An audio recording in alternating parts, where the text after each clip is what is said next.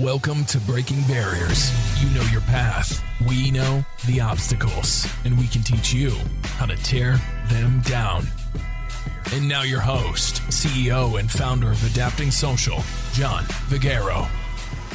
Welcome back to Breaking Barriers. I'm really excited today. We have Gina with me. Gina with Posh, by the way. And for people like, who's Gina? What's Posh? Can you kind of give us a high level of what exactly your business is? Yes, Posh is a pet platform that connects active dog owners with pet-friendly services, events, and we do gifts now. We do these things called Posh Packs. They're basically pet amenities that we give to hotels. We sponsor them at events, and then now we're getting into the residential aspect of giving them to clients one-on-one. Very cool. How did you get started in this? Like, what was, and obviously, when my team was doing some research on, on Posh and you and what you have going on, obviously, like, you have a luxury component to it, which is really cool. What made you say, I want to do this? So I was initially supposed to go to med school, and when I was getting ready to I was supposed to become a surgeon. When I was getting ready to go to med school, I needed money on the side, so I started dog walking, and I was using like this little app platform, for dog walkers, kind of like Uber for dog walkers. And I ended up getting some celebrity clients through it, which I didn't even know there were celebrities in Jacksonville, but there are. So I ended up getting a few. One of them is Chef Kenny Gilbert. He's Oprah Winfrey's chef. Cool. And he started giving me, shout out to Chef Kenny. He started giving me recommendations everywhere. And I was like, okay. So I started building my business from there for like high profile clients. But they were always like, do you offer any extra services? Do you offer pet transport? Do you offer any gifts or anything? Because they're always on the run. So they've been asking us if we can, watch their dog, take care of their dog, bring their dogs to the groomers and stuff like that. And then we ended up getting into pet amenities from there. Very cool. That's awesome. And it's just so cool, though, that you see that. I've heard that a lot in New York City, in LA, and now in Florida, that, you have these celebrities who, essentially need their dogs and like they want to pay top notch to make sure their dogs have because it's like their kids. Like, they want to have the best experiences, the safest experiences, fun. So it's really cool. Now, have you what have been some challenges that you have faced when like starting this, right? When you're getting Posh up, like talk to us about what are some of the challenges have been that you faced since the beginning? So I think the biggest one, as I mentioned, it was getting accepted by my parents for it, because you go from wanting to be a surgeon to a dog walker. That is a big jump. So I think that was a big one. But eventually I was like, no, it's like more than that. It's not just, me nonchalantly making $10 an hour, $16 an hour walking around. No, we're doing like pet amenities. We're selling to hotels. We're selling to businesses. We're doing non-affiliate packs, because there's not a lot of options out there where a brand can reach out and be like, hey, we need dog items. Can you put our name on all of them? And stuff.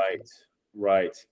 Now, how did that conversation go? Like, how did you, obviously you don't give us the full details, but like, because there's a lot of people here, listening into this who 100% are in that same particular situation where their parents, they don't support their decision or they don't think it's the right way for them to go. How did you manage that? Like, how did you get onto that, like, I guess good place, or maybe, I don't know if you did or didn't, but what was your route? So you gotta hit them gentle with you can't abrasively go into it. Nonchalantly just drop like little droppings here and there, like joke around about it. But eventually, like, I sat down with them and I was like, listen, like, I have a very particular circumstance.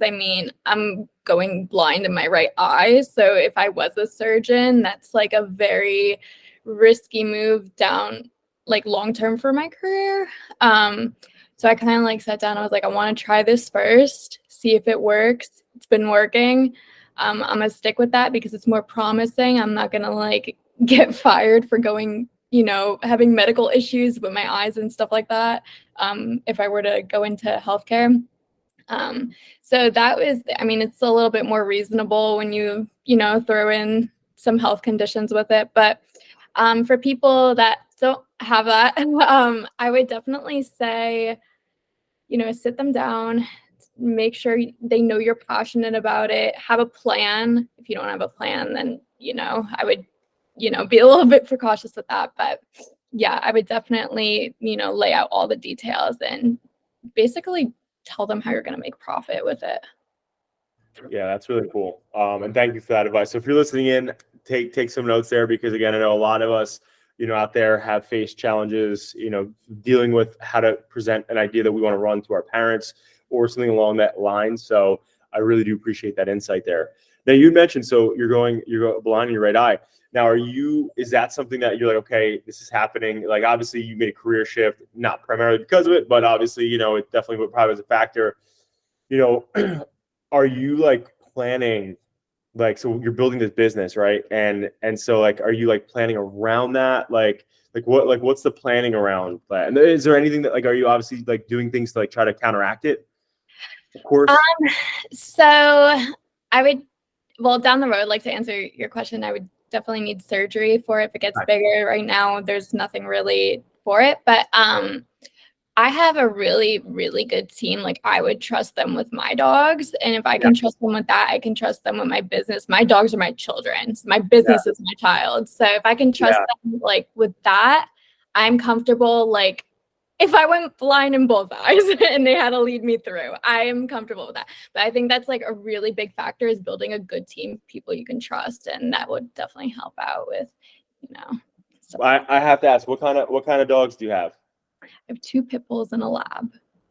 I got two Pomeranians. What's his name? Is cute. This is Kingsley. Oh my God. Yeah. Theodora is sleeping right now. She's in the other room. But I have 2 pit bulls from back when I went to the University of Florida. They were from the shelter. Theodora and Simon. They named them after Alvin and the Chipmunks. Love it. Yeah. Me and my wife, we've it took us, so we have a 10-month-old child. It took us about 3.5, almost 4 years to have our first baby. But we had Kingsley is going to be 8 years old. Well, actually, he just turned 8. And so we had him, and then we got Kona. She's 6, she's 2 years younger. But like you said, like, they're like your kids. Like, literally, I always said, like, this is my first kid over here, Kingsley. He was like, he taught us how to be parents and all that other stuff. But yeah, so I love what you guys are all about there with, building your community. Now, where do you see Posh going in the next, let's call it 10 to 15 years? Yeah, we've been working with so many businesses. I've been talking to your marketing director, and I'm like, hey, we're doing this today. We're doing that today. We've been signing with affiliate programs right now to give our clients access to, healthy habits, veterinarian services, bakeries when they want to, give their dog a little happy treat, but also things to help clients like get into fitness with their pets, doing activities with their pets. We're not just for hotels, but down the road, I would like to be in a lot of hotels and even offer programs in hotels where people can, hey, we're going to go outside and do dog yoga or something, Yes. They have it available at a few hotels, but not a lot. But yeah, stuff like that. I want my dog walkers to have access in different states, and definitely create a good layout for them with all That's care. Awesome. That is awesome. Now so essentially we have 2 questions left. Okay. Now, one is a little bit harder. It's a little more of a challenging question, more of an exercise. And one's like, I would say a mild. It's not too spicy. It's a little mild one. Which one do you want first? Hit me with the hard one. I love it.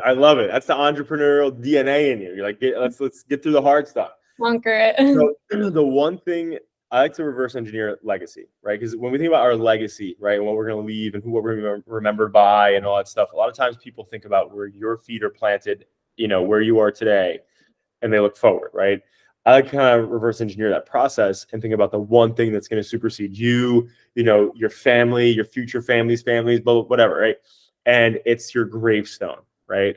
And so if you were, of course, to paraphrase, right, not give me the full thing here, but if you were to write it, right, on your gravestone, what would people remember you by? So the Posh Packs, actually, I love this. So each of our brands in the Posh Packs donate to shelters. So when we put them together and we give them to hotels, every time a hotel buys them, they help home dogs or have like a really bad problem with loose dogs in Jacksonville. So being able to clean that up, getting people to buy Posh Packs, to rehome dogs, and that's a big thing for me because my fur babies, they were abandoned too, and I got them from the shelter. So being able to rehome dogs, I want that to be my legacy. I want to help clean up, everything with abandonment and dump dogs. I think that's just a big thing. I read a quote a while ago, and it was like, the minute we treat our animals differently, the world changes. Like when it stuff like that. So yeah, I would definitely want it to be helping homeless pets. Okay, nice. Very good. And now the second one is, so what has there been, like when you think of resilience, like getting through tough times, has there been a quote that you've heard that you really resonate with, that you really like, even if it's a Gina original or something you heard in your family or something? My family gives tough love. It's on mine too. So it would definitely be a quote with like a little bit of tough love in it. Gina, get your stuff together. Like that's really it. Get your beep. Get it together. Like that's definitely it. And I mean, they'd always support me if I was negative 20 grand in debt or something from college loans. Like they'd support me end to end.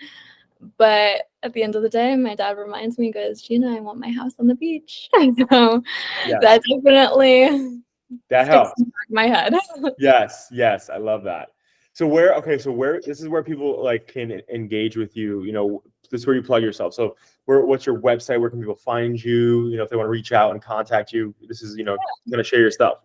Yeah, so my website is www.poshps.com, and there you can contact us if you wanted to purchase, Posh Packs for your hotels, or you wanted to find pet-friendly events near you. We also have an Instagram page. It's Posh Pet Services. And on the Instagram page, we post about upcoming pet-friendly events. We're actually doing one this weekend where we're doing 904 pop-up, and we're offering free dog walks and free care services and stuff like that. Wow. Yeah. That's amazing. So that's awesome, guys. Again, you heard it here first. Go check her out over at Posh Pets. And Gina, thank you so much for your time today. I believe time is the one asset we don't get back. So you spending it here with us and, telling us about your story and your business and where you see everything going. And, thank you for what you're doing in the, the four-legged industry, right? It's really cool to think that, people are really putting effort towards helping dogs that are abandoned. That always, because again, I'm like you, I'm a big pet person, I'm a big dog person. And to see people abandon their dogs or let them go, or it just breaks my heart. Oh, breaks my heart. So thank you for doing the tough work, right? That's the tough work. Yes. Awesome. So, all right, guys, thank you so much for tuning in here. You heard it here first, and go check out our girl Gina at Posh Pets. Thank you.